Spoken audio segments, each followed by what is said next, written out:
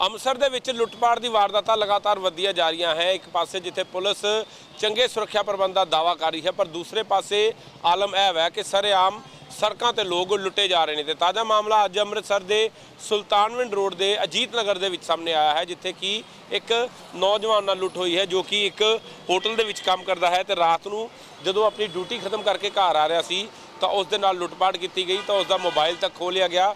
ਇੱਥੋਂ ਤੱਕ ਕਿ ਉਸ ਨਾਲ ਦਾਤਰ ਤੱਕ ਮਾਰੀ ਗਈ। ਤੇ ਅਸੀਂ ਇਸ ਵਕਤ ਉਸ ਲੋਕੇਸ਼ਨ ਤੇ ਖੜੇ ਹਾਂ। ਲੋਕੇਸ਼ਨ ਜਿਹੜੀ ਹੈ ਅੰਮ੍ਰਿਤਸਰ ਦਾ ਅਜੀਤ ਨਗਰ ਇਲਾਕਾ ਪੈਂਦਾ ਹੈ। ਅਜੀਤ ਨਗਰ ਇਲਾਕਾ ਬਹੁਤ ਮਸ਼ਹੂਰ ਹੈ, ਵੱਡੇ ਹਸਪੀਟਲ ਇੱਥੇ ਨੇ। ਤਾਂ ਰਾਤ ਵੇਲੇ ਸੰਗਤਾਂ ਜਿਹੜੀਆਂ ਨੇ ਦਰਬਾਰ ਸਾਹਿਬ ਜਾਂ ਸ਼ਹੀਦਾਂ ਸਾਹਿਬ ਜਦੋਂ ਨਤਮਸਤਕ ਹੋਣ ਜਾਂਦੀਆਂ ਨੇ ਤੇ ਇਸੇ ਰਸਤੇ ਦਾ ਇਸਤੇਮਾਲ ਕਰਦੀਆਂ ਨੇ। ਤਾਂ ਇਸੇ ਤਰੀਕੇ ਦੇ ਨਾਲ ਇਸ ਨੌਜਵਾਨ ਨੂੰ ਵੀ ਇਸ ਤਰੀਕੇ ਦਾ ਸ਼ਿਕਾਰ ਬਣਾਇਆ ਗਿਆ, ਉਸ ਨਾਲ ਲੁੱਟ ਕੀਤੀ ਗਈ। ਤਾਂ ਰਾਘਵ ਸਾਡੇ ਨਾਲ ਮੌਜੂਦ ਨੇ। ਰਾਘਵ ਜੀ, ਕੀ ਹੋਇਆ? ਸਰ, ਮੈਂ ਆਪਣੀ ਰਾਤ ਨੂੰ ਜੋਬ ਤੋਂ ਆ ਰਿਹਾ ਸੀ ਤੇ ਮੈਂ ਇੱਥੋਂ ਦੀ ਜਸਟ ਲੰਘਦਾ ਪਿਆ ਸੀ ਤੇ ਮੈਨੂੰ ਨਹੀਂ ਸੀ ਪਤਾ ਲੱਗਾ ਕਿ ਪਿੱਛੋਂ ਦੀ ਮੁੰਡਿਆਂ ਨੇ ਮੈਨੂੰ ਆਵਾਜ਼ ਮਾਰੀ, ਸ਼ਹੀਦਾਂ ਸਾਹਿਬ ਦਾ ਰਾਹ ਪੁੱਛਿਆ ਸੀ ਕਿ ਬਈ ਅਸੀਂ ਆਪਣਾ ਰਾਹ ਭਟਕ ਗਏ ਆ। ਮੋਬਾਈਲ ਉਹਨਾਂ ਨੇ ਹੱਥ 'ਚ ਫੜਿਆ ਸੀ ਕਿ ਅਸੀਂ ਲੋਕੇਸ਼ਨ 'ਚ ਪਤਾ ਨਹੀਂ ਚੱਲ ਪਾ ਰਿਹਾ ਸਾਨੂੰ, ਤੇ ਅਸੀਂ ਆਪਣਾ ਸਿਰਫ ਇੱਕ ਰਸਤਾ ਸਾਨੂੰ ਸ਼ਹੀਦਾਂ ਸਾਹਿਬ ਦਾ ਦੱਸ ਦਿਓ। ਮੈਂ ਉਹਨਾਂ ਤੋਂ ਸਗੋਂ 20-25-30 ਮੀਟਰ ਅੱਗੇ ਆ ਗਿਆ ਸੀ, ਬਟ ਮੈਂ ਇੰਨੇ ਵਿੱਚ ਹੀ ਬ੍ਰੇਕ ਮਾਰ ਕੇ ਮੈਂ ਕਿਹਾ ਚੱਲ ਰਸਤਾ ਪੁੱਛ ਰਹੇ ਬਾਬੇ ਦਾ, ਤੇ ਉਹਨਾਂ ਨੂੰ ਰਸਤਾ ਦੱਸੀਏ। ਇੰਨੇ ਵਿੱਚ ਮੈਂ ਜਦੋਂ ਉਹਨਾਂ ਦੇ ਕੋਲ ਪਹੁੰਚਿਆ, ਇੱਕ ਜਾਨੇ ਨੇ ਦਾਤਰ ਕੱਢਿਆ, ਉਸੇ ਟਾਈਮ ਹੀ ਉਹਨੇ ਕਿਹਾ ਆਪਣੀ ਐਕਟਿਵਾ ਥੱਲੇ ਉਤਰ ਜਾ। ਫੁਟੇਜ ਵੀ ਸਭ ਕੁਝ ਆਇਆ ਹੋਇਆ। ਮੈਂ ਐਕਟਿਵਾ ਤੋਂ ਥੱਲੇ ਉਤਰਿਆ ਮੈਂ ਸਗੋਂ ਉਹਨਾਂ ਦਾ ਅੱਗੋਂ ਮੁਕਾਬਲਾ ਕਰਨ ਲੱਗਾ ਵਾਂ। ਇੰਨੇ 'ਚ ਇੱਕ ਹੋਰ ਮੁੰਡਾ ਹੈਗਾ ਸੀ, ਉਹਨੇ ਆਪਣੀ ਟੀ-ਸ਼ਰਟ ਉੱਪਰ ਚੁੱਕੀ, ਉਹਨੇ ਪਿਸਟਲ ਲਗਾਈ ਹੋਈ ਸੀ। ਮੈਂ ਉਸੇ ਟਾਈਮ ਹੀ ਆਪਣੇ ਆਪ ਨੂੰ ਸਰੈਂਡਰ ਕਰ ਦਿੱਤਾ ਕਿ ਬਈ ਨਹੀਂ, ਇੱਥੇ ਲੜ ਨਹੀਂ ਸਕਦੇ। ਤੇ ਉਸ ਤੋਂ ਬਾਅਦ ਸਰ ਉਹਨਾਂ ਨੇ ਮੇਰੇ ਹੱਥ ਦੇ ਵਿੱਚ ਇੱਕ ਹੱਥ ਦੇ ਵਿੱਚ ਕੜਾ ਸੀ, ਇੱਕ ਹੱਥ ਦੇ ਵਿੱਚ ਕੜੇ ਦੇ ਨਾਲ ਬ੍ਰੈਸਲੇਟ ਸੀਗਾ, ਇੱਕ ਗਲ ਦੇ ਵਿੱਚ ਚੈਨ ਸੀ, ਸਾਰਾ ਸਮਾਨ ਚਾਂਦੀ ਦਾ ਸੀ। ਪਲੱਸ 3500 ਰੁਪਈਆ ਮੇਰੀ ਪੋਕਟ 'ਚ ਸੀ, ਮੋਬਾਈਲ ਸੀ, ਗਲੇ ਦੇ ਵਿੱਚ ਏਅਰਫੋਨ ਟੰਗੇ ਹੋਏ ਸੀ, ਮੋਬਾਈਲ ਸਭ। ਐਕਟਿਵਾ ਸਮੇਤ ਲੈ ਗਏ। ਐਕਟਿਵਾ 6G ਐਕਟਿਵਾ ਸੀ, ਨਵੀਂ ਬ੍ਰੈਂਡ ਨਿਊ ਐਕਟਿਵਾ ਸੀ। ਬ੍ਰੈਂਡ ਨਿਊ ਐਕਟਿਵਾ ਕਢਾਈ, ਉਹ ਵੀ ਐਕਟਿਵਾ ਵੀ ਲੈ ਗਏ। ਮੈਂ ਉਹਨਾਂ ਦੇ ਪਿੱਛੇ ਦੌੜਿਆ ਬਹੁਤ ਜ਼ਿਆਦਾ। ਮੈਂ ਸੁਲਤਾਨਵਿੰਡ ਗੇਟ ਤੱਕ ਬਿਲਕੁਲ ਉਹਨਾਂ ਦੇ ਪਿੱਛੇ ਦੌੜਿਆ ਵਾਂ। ਉਸ ਦੌਰਾਨ ਮੈਨੂੰ ਸਗੋਂ ਰਸਤੇ ਵਿੱਚ 2-3 ਮੁੰਡੇ ਵੀ ਮਿਲੇ ਆ, ਉਹਨਾਂ ਨੇ ਵੀ ਬਾਈਕ ਉਹਨਾਂ ਦੇ ਪਿੱਛੇ ਲਗਾਈ, ਬਟ ਉਹ ਪਤਾ ਹੀ ਨਹੀਂ ਲੱਗਿਆ ਕਿੱਥੇ। ਕਿੰਨੇ ਕੁ ਵਜੇ ਦਾ ਵਾਕਿਆ ਸੀਗਾ ਇਹ 2:45 ਤੋਂ ਲੈ ਕੇ 2:50 ਦਾ ਸਵੇਰੇ ਤੜਕੇ। ਤੇ ਤੁਸੀਂ ਉਸ ਵੇਲੇ ਇੰਨੀ ਲੇਟ ਕਿਉਂ ਆਏ? ਤੁਸੀਂ ਮੇਰੀ ਜੋਬ ਹੈ ਸਰ, ਮੈਂ ਸ਼ੈਫ ਐਜ਼ ਅ ਸ਼ੈਫ ਕੰਮ ਕਰ ਰਿਹਾ। ਮੇਰੀ ਜੋਬ ਇੰਨੇ ਵਜੇ ਦੀ ਹੈ। ਹਾਂਜੀ। ਤਾਂ ਇਹ ਰਸਤਾ ਤੁਹਾਨੂੰ ਦਿਖਾ ਰਿਹਾ, ਕਿੱਥੇ ਕਰਕੇ ਐਗਜ਼ੈਕਟਲੀ ਰੋਕਿਆ ਉਹਨਾਂ ਨੇ? ਐਗਜ਼ੈਕਟ ਬਿਲਕੁਲ ਇਹ ਲੋਕੇਸ਼ਨ ਸੀਗੀ, ਬਿਲਕੁਲ ਜਿਹੜੀ ਹੈ। ਤੇ ਇਹ ਸੜਕ ਜਿਹੜੀ ਹੈ ਸਿੱਧੀ ਆਂਦੀ ਹੈ, ਤੁਸੀਂ ਇਧਰੋਂ ਰਾਹੀ ਘਰ ਦੇ। ਕਿੱਧਰ ਘਰ ਹੈ ਤੁਹਾਡਾ? ਸਰ ਮੇਰਾ ਭਗਤਾਲੇ ਤੋਂ ਮੈਂ ਅੰਦਰ ਇਨਸਾਈਡ ਹੋ ਜਾਂਦਾ ਵਾਂ। ਘਰ ਮੇਰਾ ਗਲੀ ਜਟਾਲੀ ਦੇ ਵਿੱਚ ਹੈਗਾ। ਜੌਬ ਤੋਂ ਆ ਰਹੇ? ਹਾਂਜੀ, ਜੌਬ ਤੋਂ ਆ ਰਹੇ। ਇਹ ਰਾਤ ਨੂੰ ਇਹ ਰੋਡ ਸਗੋਂ ਚੱਲਦੀ ਰਹਿੰਦੀ ਹੈ, ਕੋਈ ਮਤਲਬ ਕਿ ਇਹ ਸੇਫਲੀ ਹੈ। ਇੱਥੇ ਰਾਤ ਨੂੰ ਟਰਾਲੀਆਂ ਦੇ ਉੱਤੇ ਸੰਗਤ ਵੀ ਲੰਘਦੀ ਜਾਂਦੀ ਰਹਿੰਦੀ ਹੈ। ਦਰਬਾਰ ਸਾਹਿਬ ਸ਼ਹੀਦਾਂ ਸਾਹਿਬ ਜਾਂਦੇ ਦੀ ਕੋਈ ਹੈਗੀ ਨਹੀਂ ਸੀ ਐਡੀ ਗੱਲ, ਪਰ ਉਸ ਟਾਈਮ ਦੇ ਉੱਤੇ ਉਹ 1-2 ਮਿੰਟ ਦੇ ਦੌਰਾਨ ਹੀ ਕੋਈ ਲੰਘਿਆ ਵੀ ਨਹੀਂ ਤੇ ਮੈਂ ਕਿਸੇ ਨੂੰ ਖੱਪ ਵੀ ਨਹੀਂ ਪਾ ਪਾਇਆ। ਮੈਂ ਦੌੜਿਆ ਉਹਨਾਂ ਦੇ ਪਿੱਛੇ ਬੜਾ, ਪਰ ਉਹ ਮੇਰੀ ਹੋਈ ਐਕਟਿਵਾ ਲੈ ਕੇ ਫਟਾਫਟ ਭੱਜ ਗਏ ਸੀ। 3 ਮੁੰਡੇ ਸੀਗੇ, ਹਥਿਆਰ ਨਾਲ ਸੀ, ਇੱਕ ਨੇ ਪਿਸਟਲ ਲਗਾਈ ਹੋਈ ਸੀ ਨਾਲ।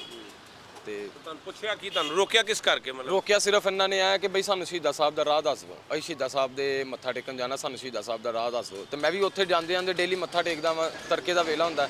ਮੈਂ ਸਿਰਫ ਬਾਬੇ ਦਾ ਨਾਮ ਲਿੱਤਾ, ਇੰਨੀ ਗੱਲੋਂ ਮੈਂ ਕਿਹਾ ਨਹੀਂ, ਉਹਨਾਂ ਨੂੰ ਰਾਹ ਦੱਸ ਦਿਓ। ਬਸ ਇੰਨੇ ਵਿੱਚ ਮੈਂ ਫਸ ਗਿਆ। ਤਾਂ ਤੁਸੀਂ ਖੁਦ ਉੱਥੇ ਜਾਂਦੇ ਸੀ? ਹਾਂਜੀ, ਮੈਂ ਮੱਥਾ ਟੇਕਦਾ ਜੀ ਉੱਥੇ। ਤਾਂ ਮੱਥਾ ਟੇਕਣ ਜਾਂਦੇ ਨੇ ਤਾਂ ਰਸਤੇ 'ਚ ਇਸ ਜਗ੍ਹਾ ਦੇ ਉੱਤੇ ਇੱਕ ਵਾਰ ਫਿਰ ਤੁਹਾਨੂੰ ਦਿਖਾਉਂਦੇ ਹਾਂ ਕਿ ਅਜੀਤ ਨਗਰ ਚੌਂਕ ਜਿਹੜਾ ਹੈ, ਤੁਸੀਂ ਵੇਖ ਸਕਦੇ ਹੋ ਕਿ ਇੱਥੋਂ ਦੀ ਸੰਗਤਾਂ ਜਿਹੜੀਆਂ ਨੇ ਗੁਰਦੁਆਰਾ ਸ਼ਹੀਦਾਂ ਸਾਹਿਬ ਅਤੇ ਉਸ ਤੋਂ ਬਾਅਦ ਸੱਚਖੰਡ ਸ੍ਰੀ ਹਰਿਮੰਦਰ ਸਾਹਿਬ ਵਿਖੇ ਜਾਂਦੀਆਂ ਨੇ। ਲੇਕਿਨ ਉਸ ਦੇ ਬਾਅਦ ਜਿਹੜੀ ਰੋਡ ਇਹ ਆ ਰਹੀ ਹੈ, ਤੁਸੀਂ ਦੇਖ ਸਕਦੇ ਹੋ ਕਿ ਢਿੰਗਰਾ ਹਸਪਤਾਲ ਵੱਲੋਂ ਜਿਹੜੀ ਚਮਰੰਗ ਰੋਡ ਤੋਂ ਸੜਕ ਆਉਂਦੀ ਹੈ, ਉੱਥੇ ਸ਼ਰੇਆਮ ਨੌਜਵਾਨ ਨੂੰ ਲੁੱਟ ਦਾ ਸ਼ਿਕਾਰ ਬਣਾਇਆ ਗਿਆ ਹੈ। ਤਾਂ ਕੱਲ ਵੀ ਅੰਮ੍ਰਿਤਸਰ ਦੇ ਵਿੱਚ ਲਗਾਤਾਰ ਗੱਡੀਆਂ ਖੋਹੀਆਂ ਗਈਆਂ ਸੀ, ਤੇ ਹੁਣ ਜਿਹੜੀ ਹੈ ਇਸ ਦੇ ਵਿੱਚ ਜਿਹੜੀ ਹੈ ਹੁਣ ਇੱਕ ਵੱਡੀ ਵਾਰਦਾਤ ਸਾਹਮਣੇ ਆਈ ਹੈ, ਜਿੱਥੇ ਕਿ ਇਹ ਲੁੱਟ ਦਾ ਸ਼ਿਕਾਰ ਬਣਾਇਆ ਗਿਆ ਹੈ ਨੌਜਵਾਨ ਦੀ ਤਸਵੀਰ ਵੀ ਤੁਹਾਨੂੰ ਸਾਂਝੀ ਕਰ ਰਹੇ ਹਾਂ। ਤਾਂ ਰਾਘਵ ਨਾਮ ਦਾ ਨੌਜਵਾਨ ਇੱਕ 5 ਸਟਾਰ ਹੋਟਲ 'ਚ ਜੌਬ ਕਰਦਾ ਹੈ, ਰਾਤ ਵੇਲੇ ਸ਼ੈਫ ਦੀ ਡਿਊਟੀ ਕਰਕੇ, ਕਿਉਂਕਿ ਅਕਸਰ ਜਦੋਂ ਰੈਸਟੋਰੈਂਟ ਰਾਤ ਨੂੰ ਲੇਟ ਵੇਲੇ ਹੁੰਦੇ ਨੇ ਤਾਂ ਉਹ ਜਿਹੜਾ ਹੈ ਇੱਥੇ ਨੌਕਰੀ ਕਰਕੇ ਆਪਣੀ ਸ਼ੈਫ ਦੀ ਡਿਊਟੀ ਕਰਕੇ ਆ ਰਿਹਾ ਸੀ। ਲੇਕਿਨ ਉਸ ਤੋਂ ਬਾਅਦ ਉਹ ਲੁੱਟ ਦਾ ਸ਼ਿਕਾਰ ਹੁੰਦਾ ਹੈ। ਤਾਂ ਫਿਲਹਾਲ ਹੁਣ FIR ਜਿਹੜੀ ਹੈ